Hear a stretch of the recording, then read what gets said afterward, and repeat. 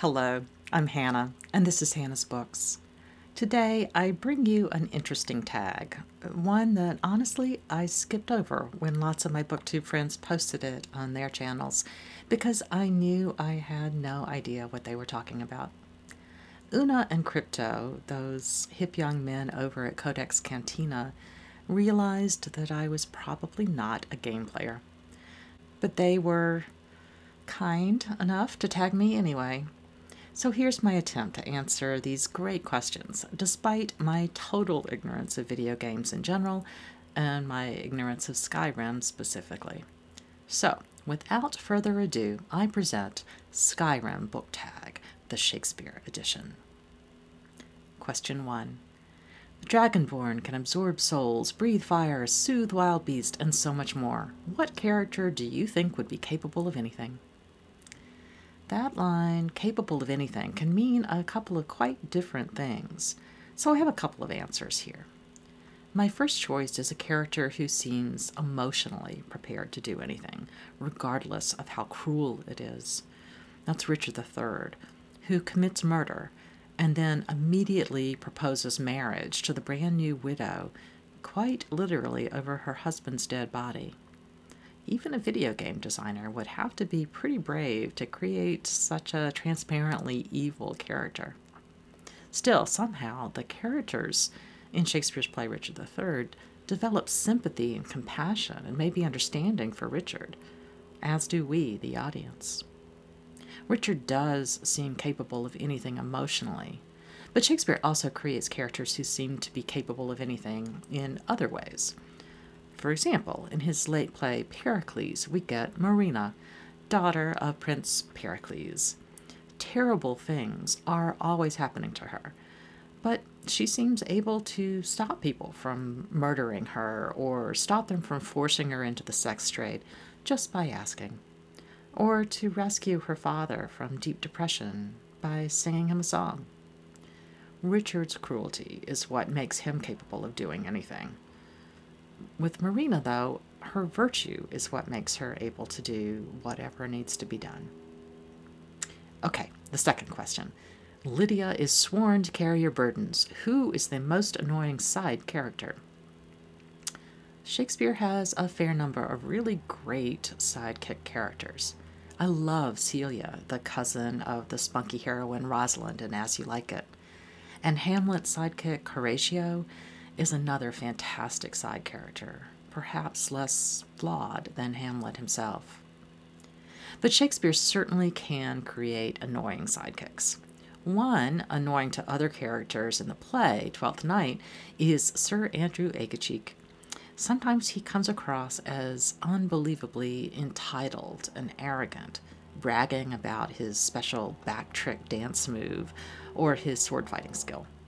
But fundamentally, I think audiences see him as terribly sad and insecure, trying to buy friends, but having them take advantage of him in return.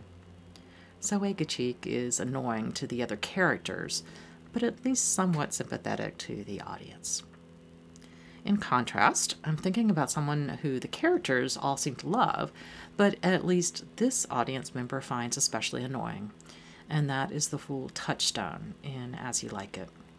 I'll talk more about Shakespeare's fools in a future question, but Touchstone is definitely not my favorite. This court jester sets out to entertain and perhaps take care of Rosalind and Celia, but his jokes are stupid, he often acts whiny and overly entitled, and his treatment of his girlfriend Audrey is sexist and offensive, in my opinion. The play is more complicated. Rosalind is one of Shakespeare's many really strong young women, and portrayals of gender identity here are really cool. In an era of all male stage actors required by law, here you have a boy actor playing a girl character, playing a boy role who then pretends to be a girl. Fascinating. But Touchstone is a role that, if anything, reinscribes a more traditional gender hierarchy. Definitely an annoying side character. Next question. Did someone steal your sweet roll?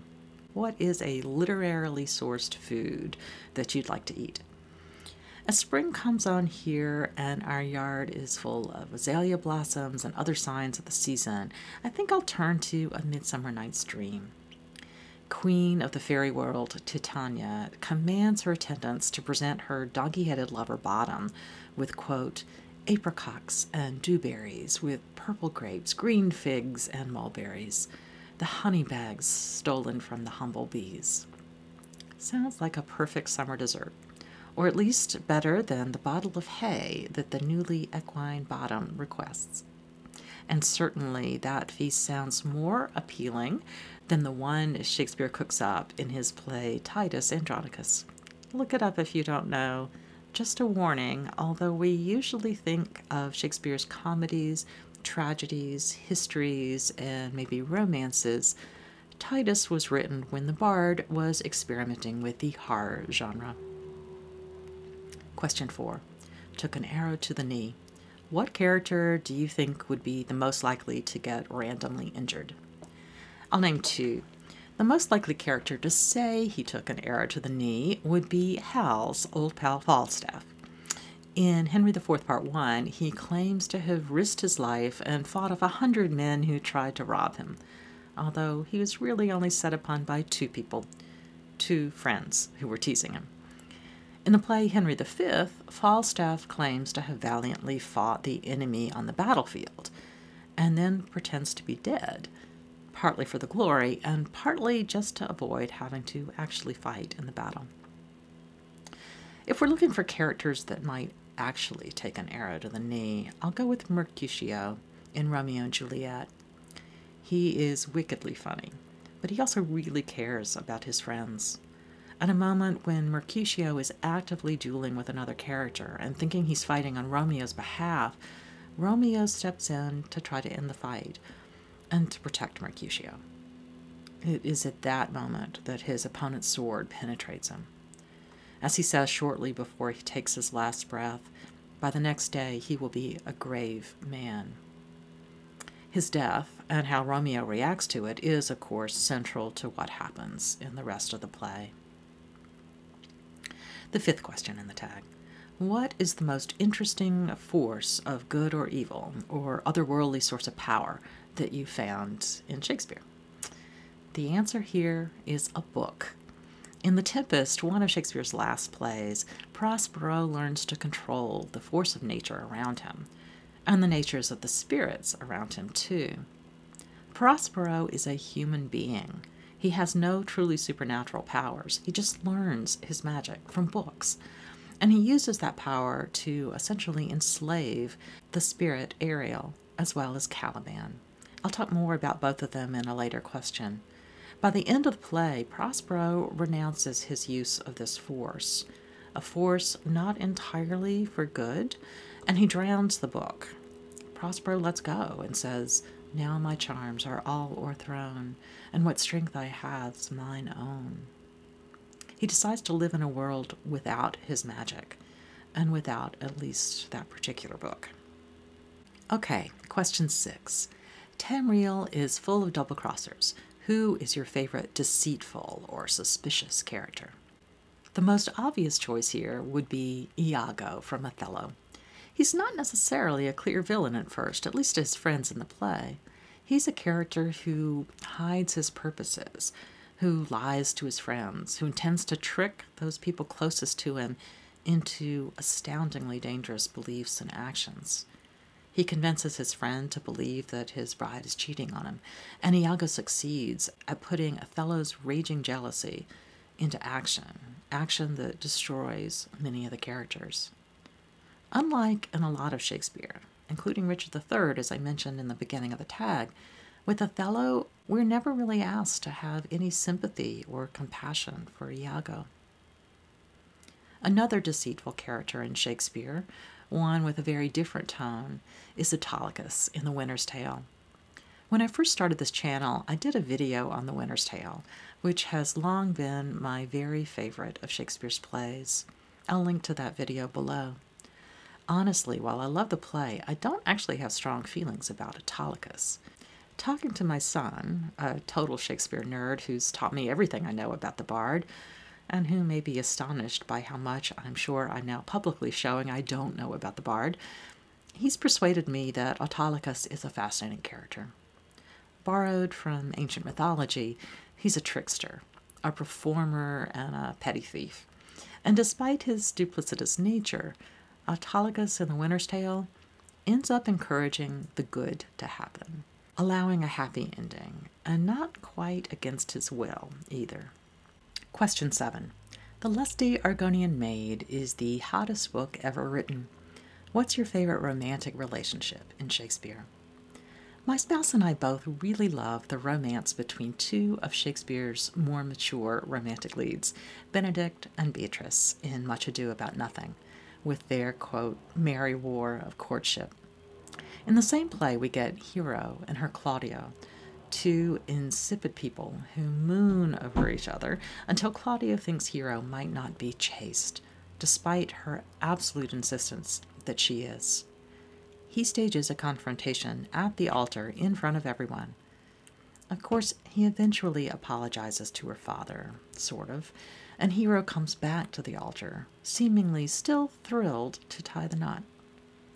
Benedict and Beatrice, on the other hand, seem to have a much deeper relationship, one based more on sarcasm and teasing and real life. They deserve each other, in all the good ways and in all the bad ways. They're witty and smart and take their time before being ready to commit. So much time that their friends have to intervene for them to be able to see how perfect they are for each other.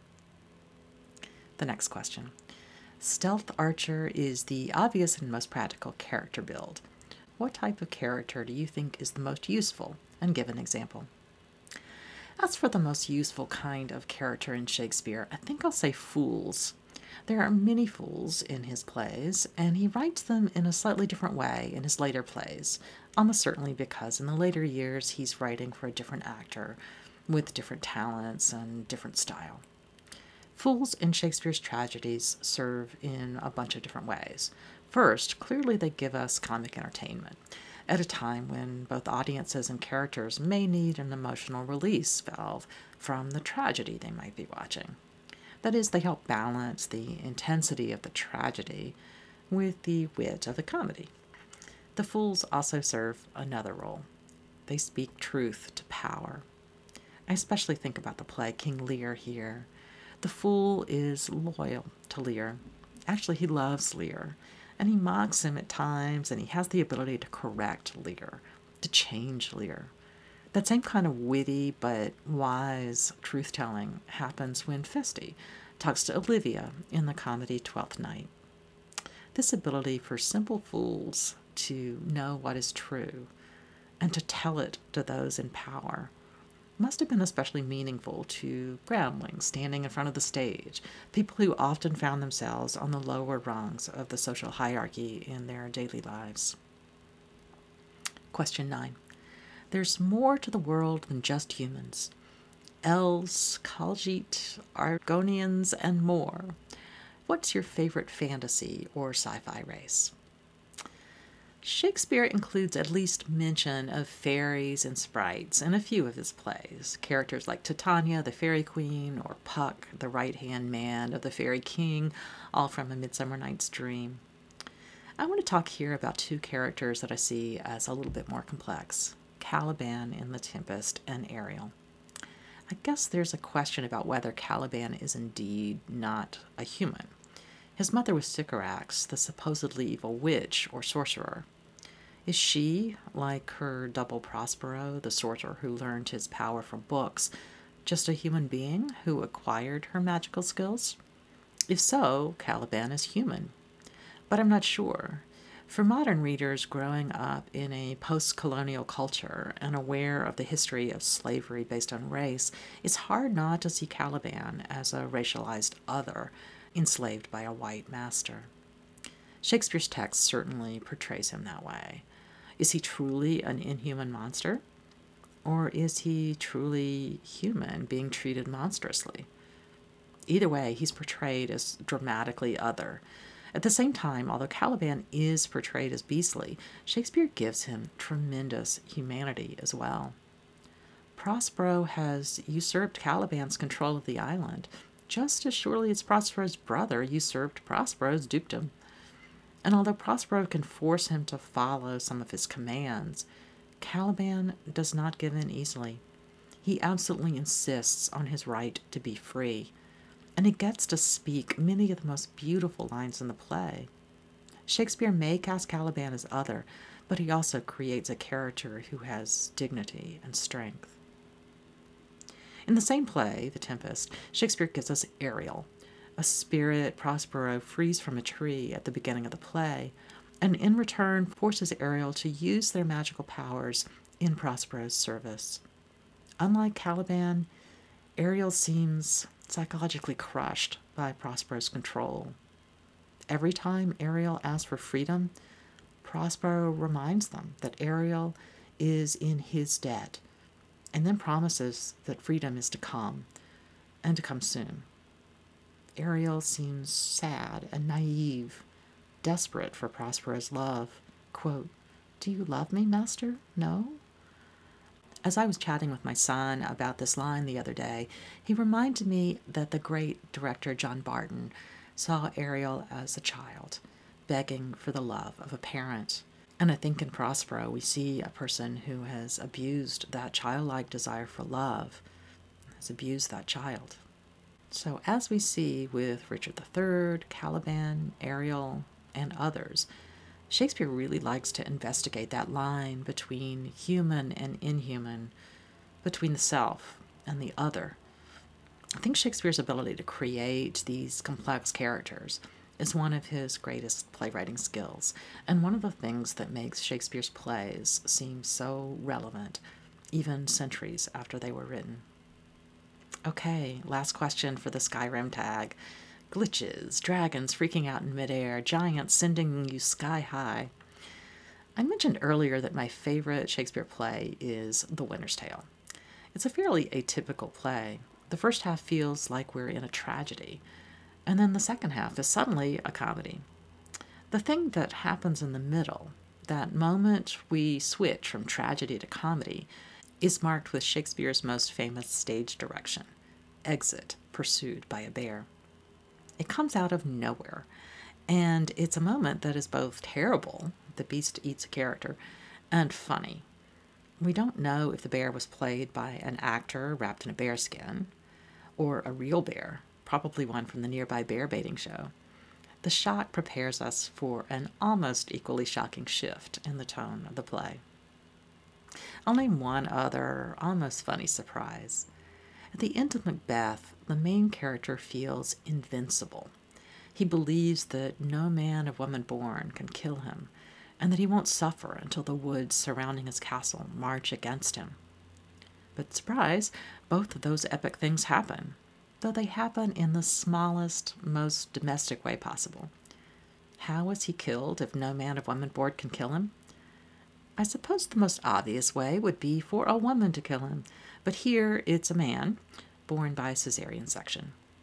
Yes, today we would totally say he was of woman born, but you get the point. And how does the forest march on his castle? Again, the smallest turn in our thinking allows us to see it. The soldiers hold twigs in front of them to disguise themselves.